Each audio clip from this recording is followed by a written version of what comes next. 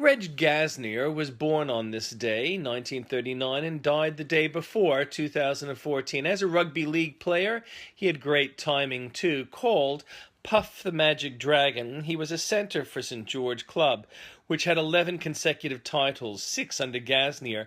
Also born on this day was a great lady who did her greatest work in bed. Florence Nightingale in 1820. Florence had acted as a nurse in Crimea and set up a battlefield surgery. It was a failure in implementation, but a successful concept.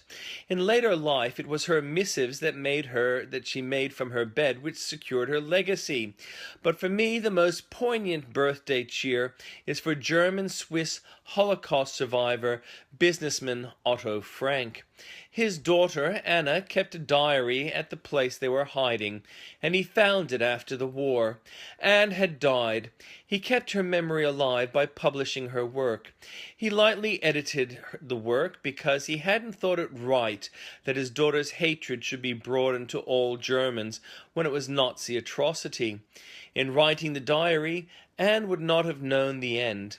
None of us does, until it visits us. We should live our lives with that faith, and if our lives are so unfairly cut short, we can point to the achievement and not be remembered as victims to the accursed.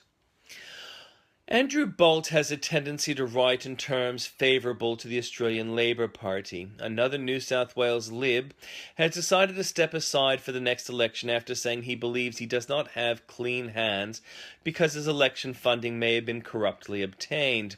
That is a far cry from the Liberal Party being corrupt like the Australian Labor Party. All it means is that particular member is more principled than any member of the Australian Labor Party. A moment's thought on the issue would restore public faith in the Liberal government. It isn't a good look, but it is an example of how anti-corruption process can function under a Liberal government. Apparently, it can't function under the Australian Labor Party, and that is something that should worry Bolt.